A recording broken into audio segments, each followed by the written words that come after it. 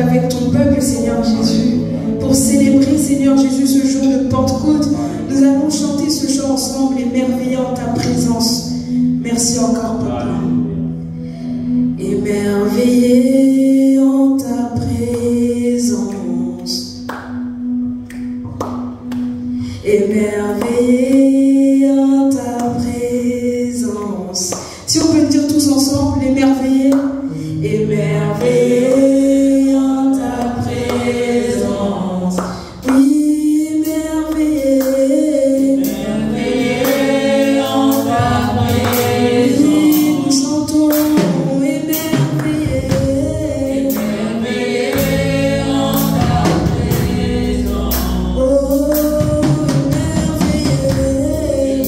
Émerveillé en ta présence. Encore une fois, nous chantons. Émerveillé. Émerveillé en ta présence. Oui, émerveillé. Émerveillé en ta présence. Émerveillé en ta présence. Rien ne t'est impossible.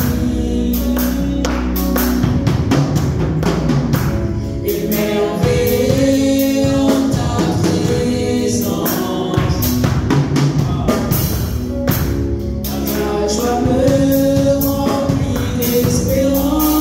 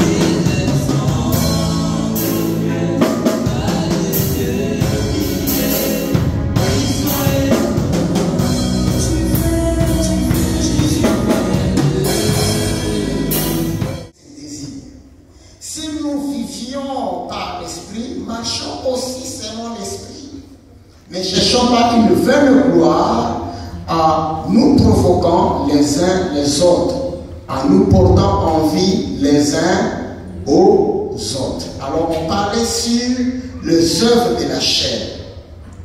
On nous dit dans les versets 19, or les œuvres de la chair sont manifestes. On le voit, on les constate.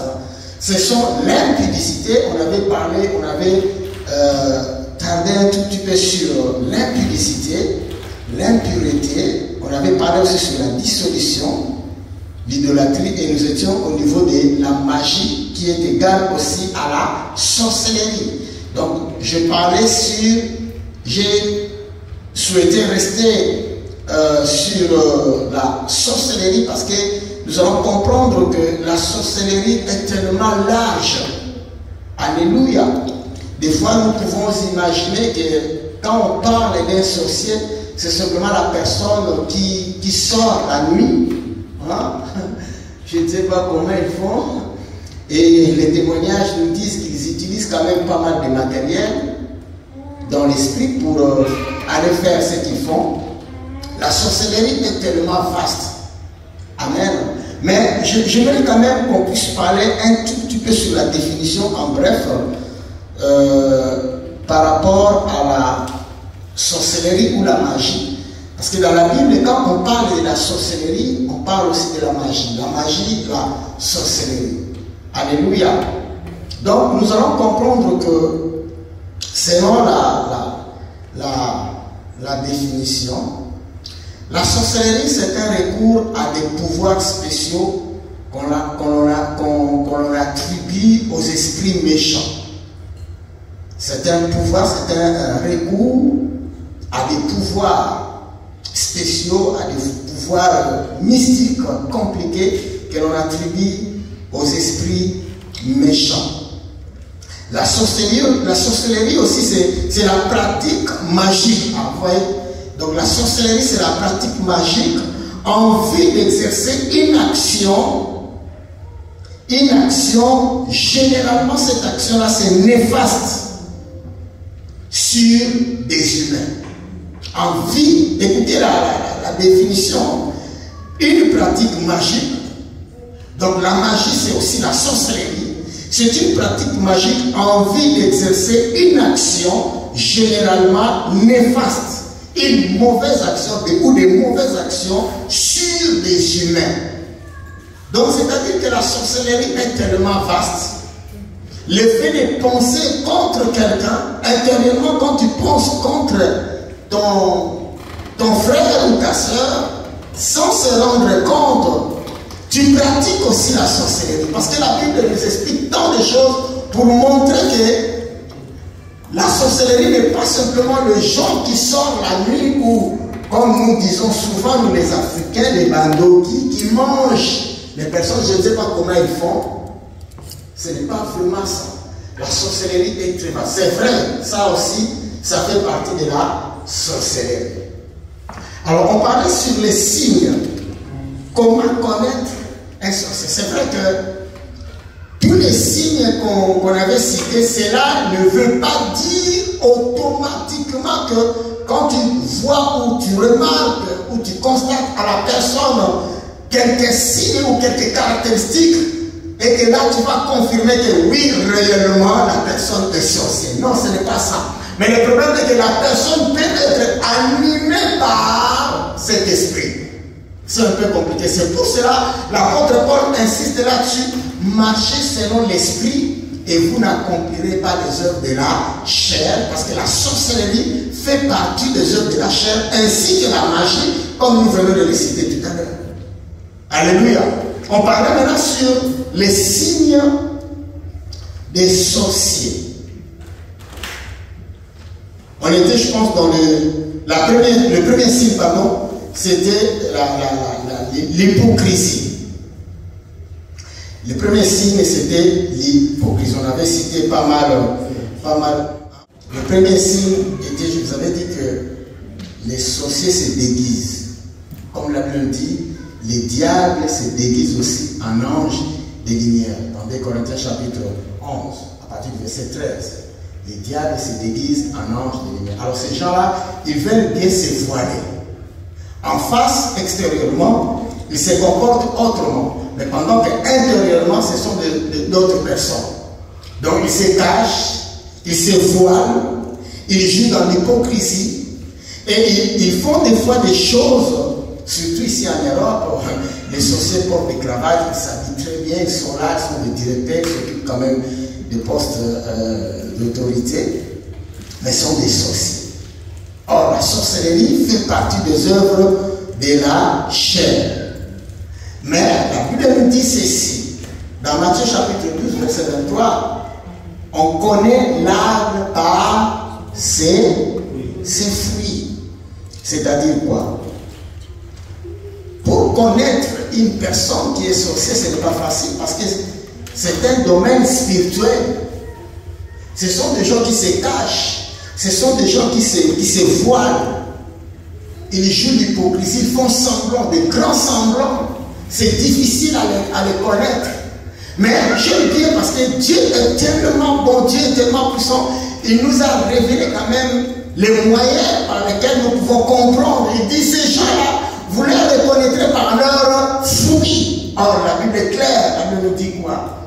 Alléluia. Vous allez les connaître par leurs fruits. Pourquoi? Est-ce qu'on peut prendre Matthieu chapitre 7 rapidement, s'il vous plaît? Si une soeur ou un frère est à la page, il peut nous les lire. Nous sommes dans Matthieu chapitre 7. S'il est bonheur, tu es à la page, tu peux nous aider aussi. Matthieu chapitre 7, si nous pouvons lire à partir du verset 15. Ah, gloire à Dieu, merci. La Bible dit ceci.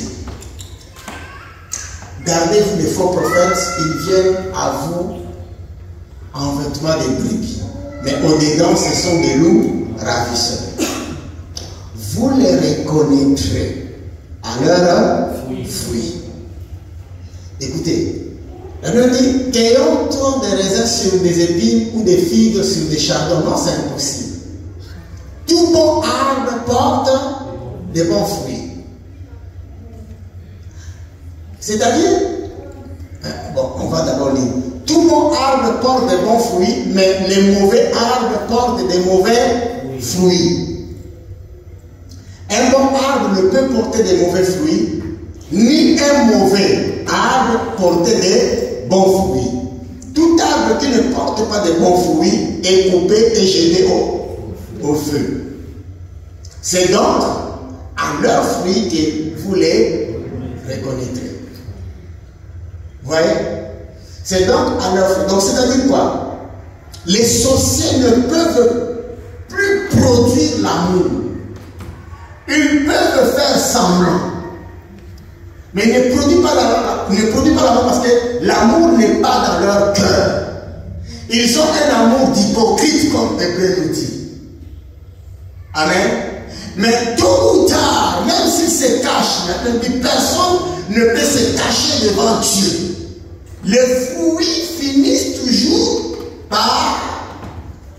Les gens vont reconnaître leurs caractéristiques, leurs fruits. Ils seront exposés. Amen.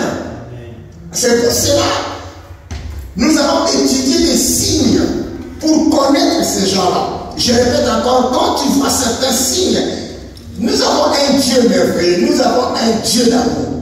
Nous sommes toujours dans ce verset-là. Marchez selon l'esprit et vous n'accomplirez pas les œuvres de la chair. Parce que la magie, la sorcellerie, l'impudicité, l'idolâtrie font partie des œuvres de la chair. Mais maintenant, il y a des signes par rapport à la sorcellerie. Il y a des signes parce que c'est un domaine compliqué, c'est un domaine difficile à connaître ou à comprendre. Amen. Alléluia. Gloire à Dieu. Nous continuons. Merci Seigneur. Donc, le premier signe était l'hypocrisie. Et le deuxième signe, c'est la haine. Ces gens-là ont une haine atroce. Ils ont la rage. Ils ont même du mal à pardonner. C'est-à-dire quoi? Si tu es devant un frère ou une soeur qui a du mal à pardonner, je vous avais dit que c'est vrai, Il y a problème et problème. Cela ne veut pas dire qu'il y a des problèmes où tu peux pardonner, ou il y a des problèmes où tu ne peux pas pardonner. Non, Dieu nous a appelés à pardonner. Parce que lui-même, il nous dit, aimez même vos ennemis. Priez pour eux. Alléluia. Comment tu peux prier pour quelqu'un si tu ne l'aimes pas? C'est compliqué, tu ne seras pas exaucé. Amen. Donc, nous comprenons que ces gens-là, ils ont du mal à pardonner. Il y a même ceux qui maudissent. Il y a même les gens ou les chrétiens qui maudissent. Ils peuvent maudire facilement quelqu'un. Alléluia. Il y a des gens qui ont une colère. Toi-même, tu te dis, mais ça c'est grave. Et si tu es devant quelqu'un qui a ce genre de manifestations, tu vas comprendre qu'il est soit, écoutez, suivez très bien s'il vous plaît, soit lui-même il est dedans, soit il est animé par un esprit de là. Oh, vous êtes là ou pas? Soit la personne est animée par un esprit de la sorcellerie. C'est pour cela qu'il faut faire très très attention à la colère. Il faut faire très très attention à la méchanceté. Pourquoi? Parce que la Bible est claire là-dessus. Elle nous dit que les fruits de l'esprit. Nous allons comprendre. Oh, l'apôtre Paul, il dit c'est opposé entre eux, les œuvres de la chair et les fruits de l'esprit. Dans le fruit de l'esprit, nous allons voir la paix. La paix est au contraire de la colère. La maîtrise de soi. La tempérance. Maintenant, pour connaître quelqu'un qui essaye de développer ces caractéristiques-là, ces vertus-là, on les connaît devant un problème. S'il n'y a rien, tu ne peux pas connaître cette personne à la maîtrise ou la tempérance. Mais s'il y a un problème, là où il y a un problème, c'est là où on reconnaît, parce que ce n'est pas pour rien que Dieu permet aussi que nous passons par des épreuves.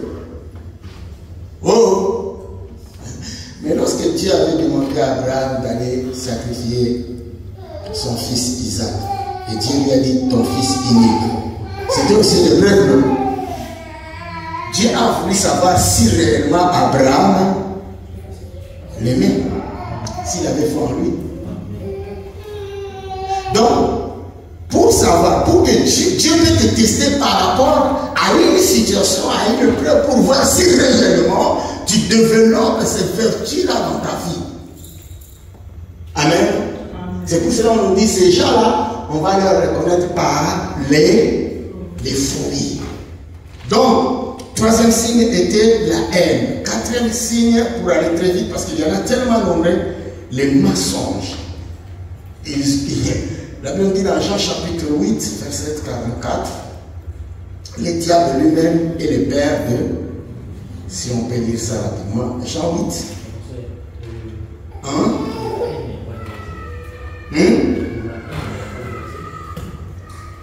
Pour la haine, non.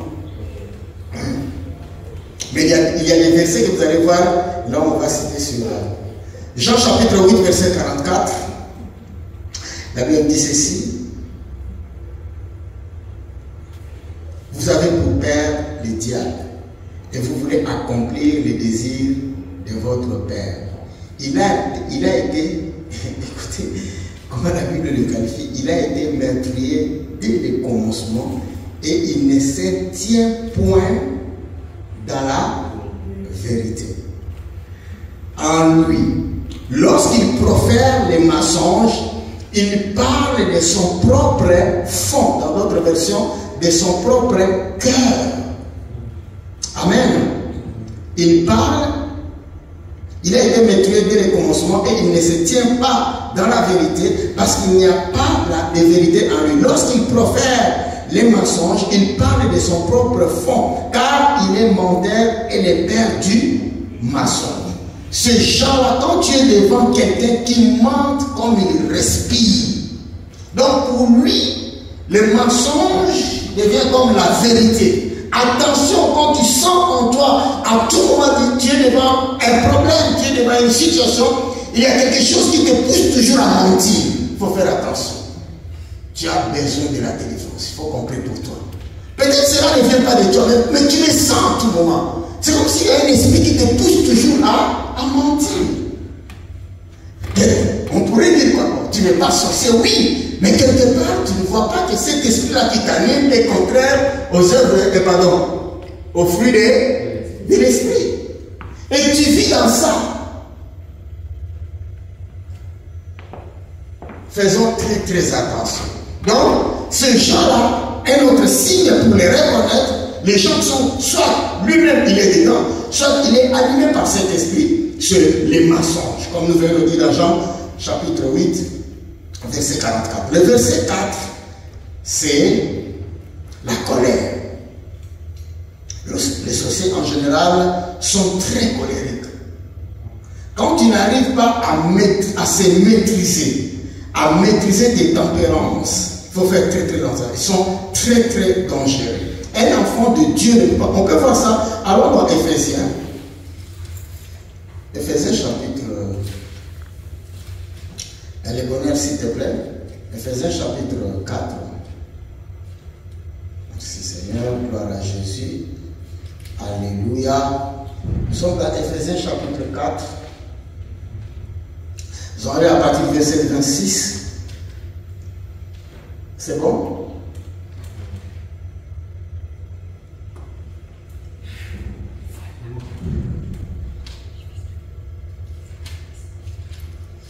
C'est là?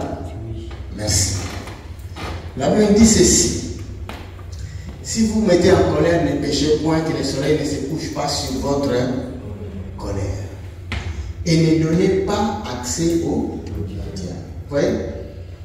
Donc la personne, peut-être, il n'est pas sorcier. Mais lui-même, il ouvre des portes, ou elle ouvre des portes, et elle donne accès au diable. Nous allons comprendre les choses. Pour que les diables prennent les contrôles ou nous manipulent, il faut qu'ils trouvent une porte. Il faut qu'ils trouvent un accès. Amen. Pourquoi? Parce que nous les chrétiens, nous avons une sémence. Nous portons une sémence. La sémence de qui? La sémence de Dieu. Alléluia. On nous dit, ne donnez pas accès au diable, que celui qui dérobait ne dérobe plus, mais plutôt qu'il travaille, en faisant de ses-mêmes ce qui est bien, pour avoir de quoi donner à celui qui est dans les besoins. Qu'il ne sorte, verset 29, qu'il ne sorte de votre bouche aucune parole mauvaise, mais ça nous arrive de temps en temps. Mais il y a des gens qui sont habitués à ça. Dans leur bouche, il n'y a pas de bonnes paroles. Soit les mensonges, soit les injures, ainsi de suite. Qu'il ne sorte de votre bouche aucune parole mauvaise, mais s'il y a lieu quelques bonnes paroles qui servent comment à l'édification et communiquent une grâce à ceux qui l'entendent. Voilà ceux-là qui sont conduits par le Saint-Esprit. Mais ça nous arrive rarement de sortir de bonnes paroles. C'est vrai, des fois, nous sommes ou peut-être conduits ou peut-être manipulés par un esprit quelque part, parce que nous, les temps de chrétiens, nous portons cette chair. Mais il faut qu'on prie le Seigneur à ce qu'il nous donne vraiment cette force et que le Saint-Esprit domine dans notre vie. Amen. Qu'il ne sorte de votre bouche aucune parole mauvaise, mais s'il y a lieu quelques bonnes paroles qui servent à l'édification et communiquent une grâce à ceux qui l'entendent. N'attristez pas le Saint-Esprit de Dieu. Comment nous attristons le Saint-Esprit de Dieu? Ceux-là qui sont dans la sorcellerie ou ceux qui sont animés par cet esprit-là, ils n'obéissent pas aux instructions du Saint-Esprit. Ils peuvent le faire, mais d'une manière d'hypocrisie. C'est pour cela, ceux-là, ce sont des hypocrites. En face comme ça, extérieurement, tu ne vois une autre personne, mais pendant que dans son cœur, il n'y a que les ténèbres. N'attristez pas le Saint-Esprit de Dieu par lequel vous avez été scellés, nous qui sommes scellés par le Saint-Esprit pour le jour de la rédemption. Que toute amertume, voilà, Il y a des gens qui sont amers dans leur cœur, aigris, mauvais, méchants. Amen.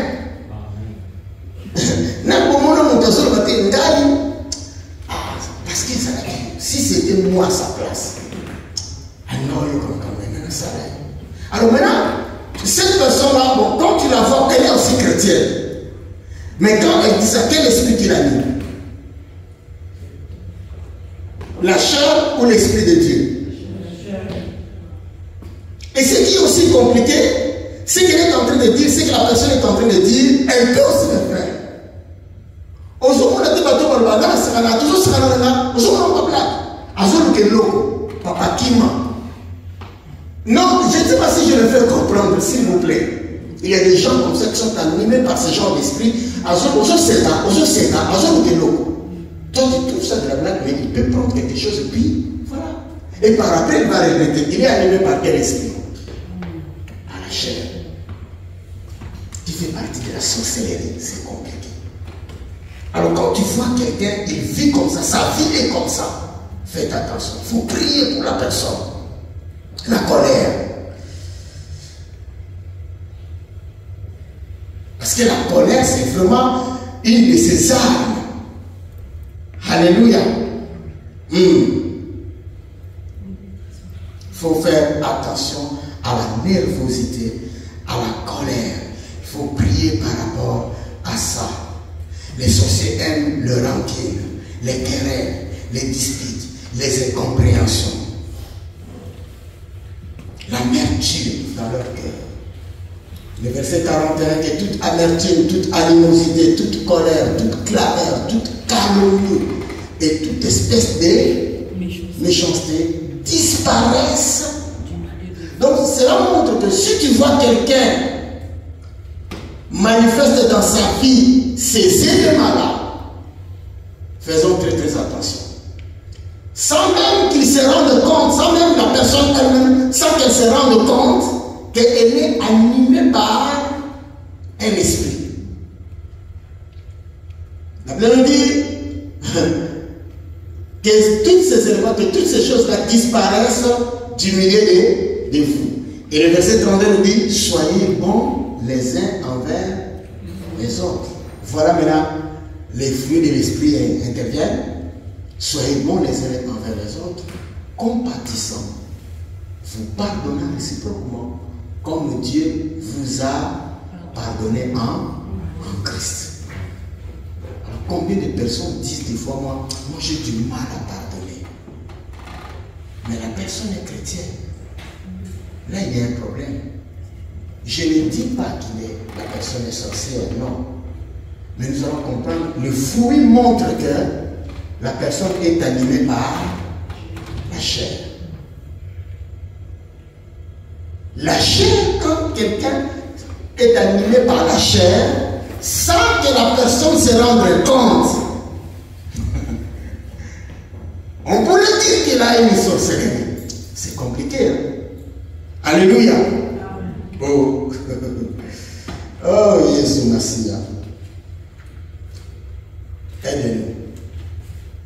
Aidez-nous, Seigneur. Hein?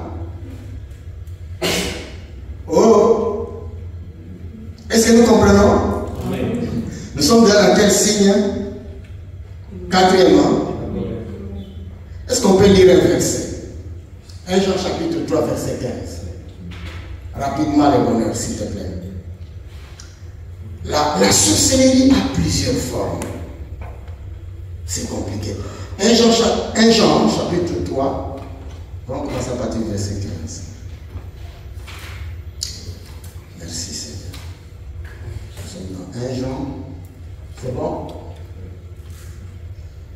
Gloire à Dieu. Écoutez, la Bible dit ceci.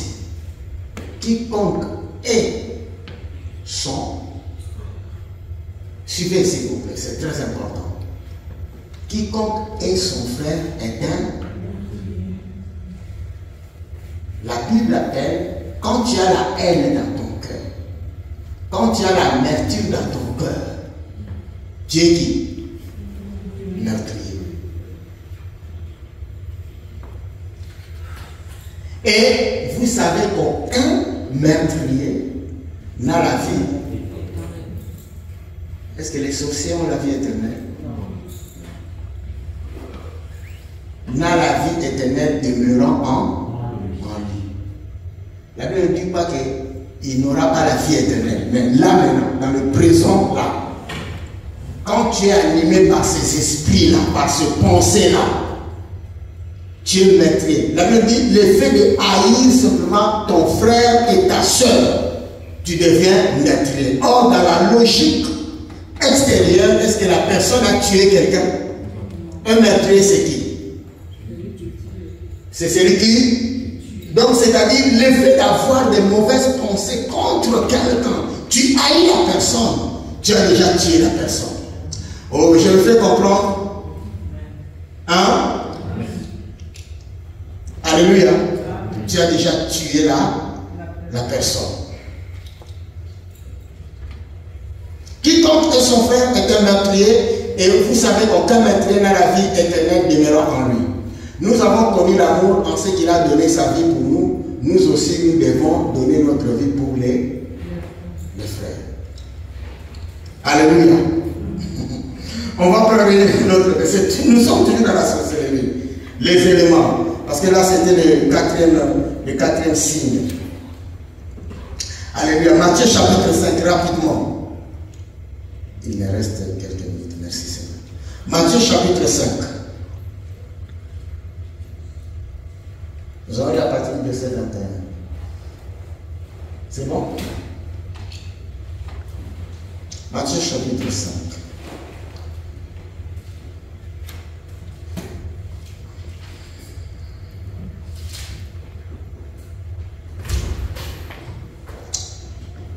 Alléluia. Qu'est-ce que je fais moi ici dans ma lâche? Matthieu chapitre 5, nous allons lire à partir du verset 21. Écoutez ce que la Bible nous dit. Vous avez entendu qu'il a été dit aux anciens, tu ne tueras point. Celui qui tuera mérite d'être puni par les juges. Mais moi, ça c'est Christ qui nous parle ici. Mais moi je vous dis que quiconque se met en colère contre mérite d'être par les juges. Que celui qui dira à son frère Raka mérite d'être puni par les Sanhédrins. Quelque chose de mal. Tu souhaites une malédiction.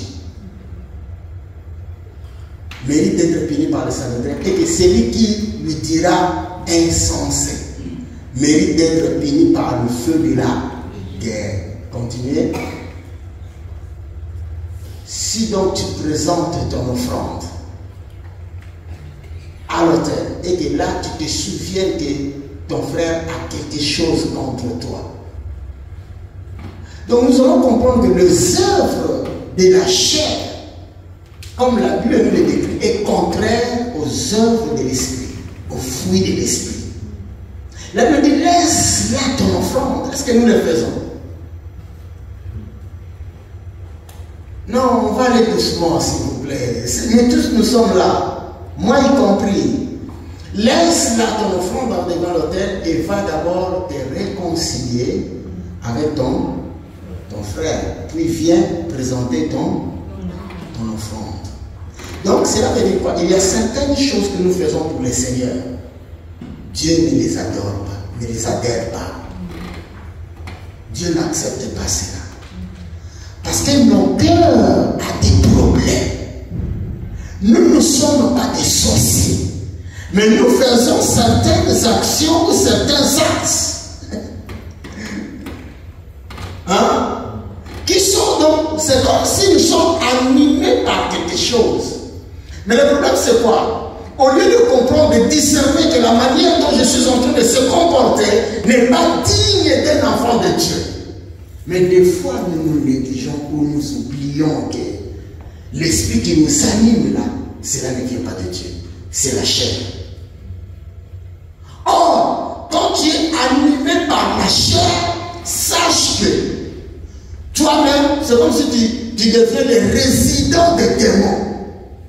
Parce qu'eux, ils trouvent du plaisir là où il y a des péchés. Or, les œuvres de la chair, c'est quoi? C'est C'est pour cela, quand tu vois dans ta vie, c'est signes que nous sommes en train de citer. S'il vous plaît, viens, on va prier. Ou nous allons prier, nous tous ici. Je vous supplie. Parce que la Bible dit, ni les impudiques, ni les meurtriers, ni ceux qui font ce genre de choses n'hériteront pas le royaume de Dieu. Alors maintenant, si sur la liste de Dieu tu n'y es pas, c'est-à-dire que tu n'es pas encore devenu un enfant de Dieu, alors comment tu auras la bénédiction de Dieu?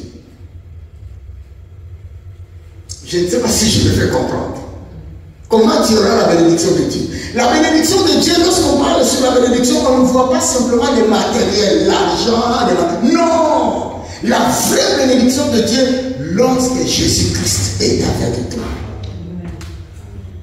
Maintenant, toi, tu vis selon la chair, dans la colère, dans la haine, dans l'hypocrisie, dans les mensonges. Mais comment tu peux avoir la main de Dieu sur toi, même sa protection? C'est impossible. Donc, nous comprenons qu'il y a des gens qui se disent des chrétiens, mais qui ne sont pas vraiment des chrétiens. C'est compliqué. Alléluia.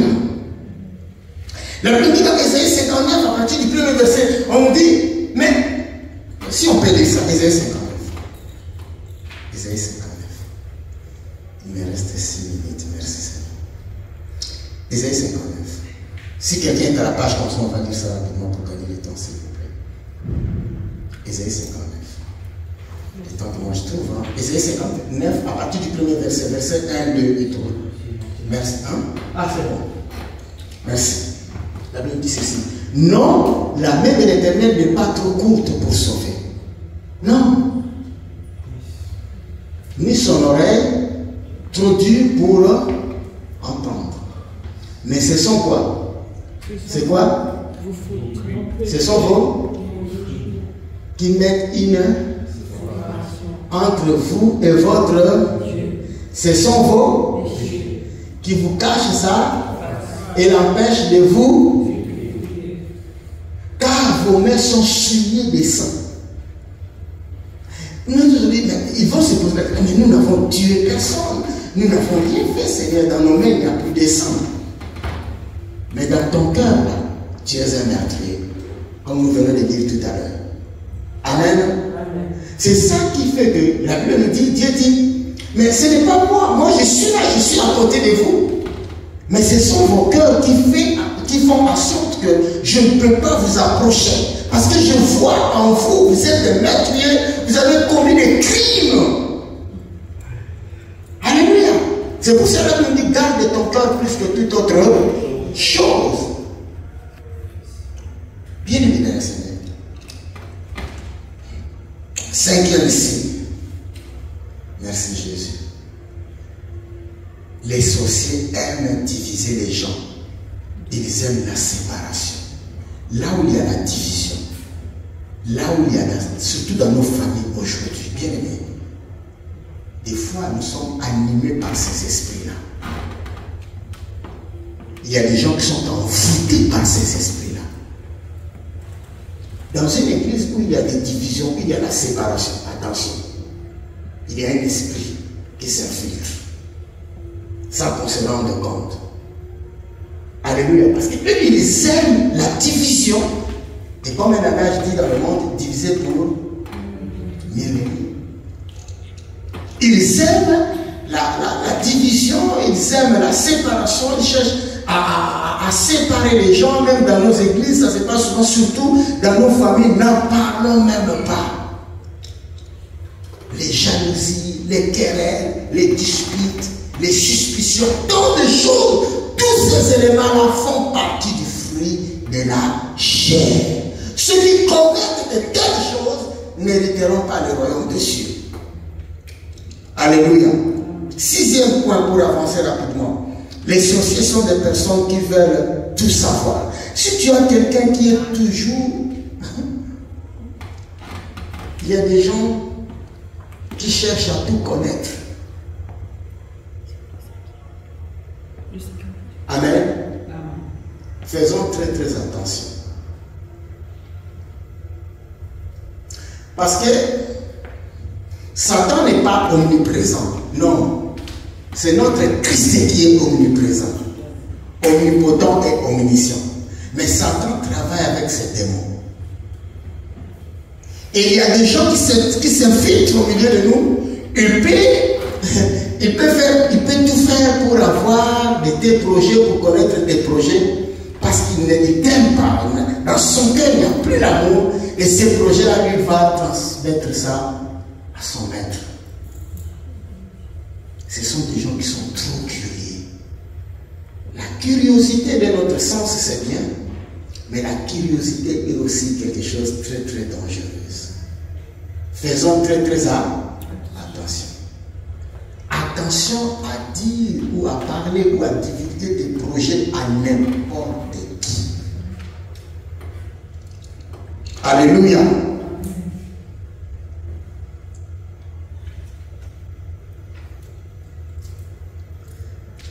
On va aller rapidement. Dans la division, 7e signe, les sorciers sont des personnes qui anticipent ce que tu comptes faire. C'est-à-dire,